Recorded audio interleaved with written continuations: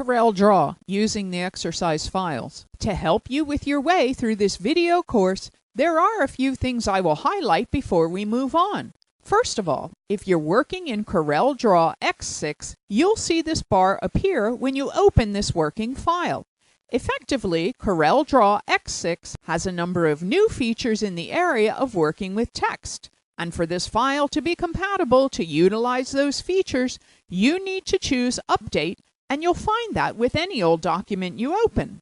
Well, in this training course, we are not going to go through those new features, so you can either choose to update and inside the file or close the X to remove this bar or not. Moving on, the bottom of the documents here, can you see we have page tabs?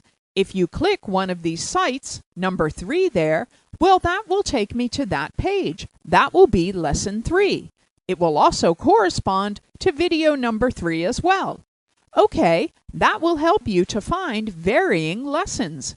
If you do get a little lost, you can navigate these pages, as you can see here, by clicking on the little arrow and move through the pages as you go. You can move to the front by clicking the Lost to an arrow, or to the end by clicking at the bottom on the other end, as you can see there. I will teach you more about this as we move on, but for right now, that's how you quickly navigate around the course. Now, I am just going to delete this underneath. I have a few more things to show you.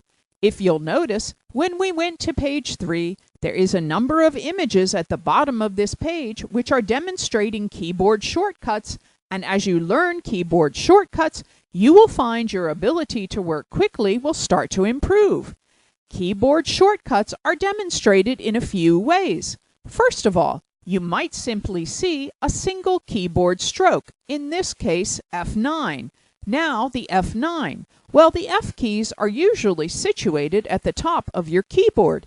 So in this case, you can simply tap the F9 key you can see right there to activate that particular shortcut. Sometimes there are combinations of keystrokes. In this case, I would hold my finger on the Control key. Now, while holding that down, I will then tap the O key to activate that shortcut. Sometimes we'll have a keyboard and mouse combination. In this case, I will hold my finger on the Shift key, and the pink area on the left side with the mouse indicates click that left bottom. So finger shift while holding that down, click the left mouse button. Now this refers to having the zoom tool selected to perform that shortcut. Of course, as you can see, we can move along and have Control hold down Shift as well, and then left mouse click to do the action that it has been described to you. And finally, whenever you see a side of the mouse activated at an arrow, it means, to these case, left click on the zoom tool, or you may occasionally be told to right click, and we will talk more about that as we move along. Well, finally, the last important thing, when you go to a page, if the page doesn't look quadrants all out of context, then the zoom doesn't look right.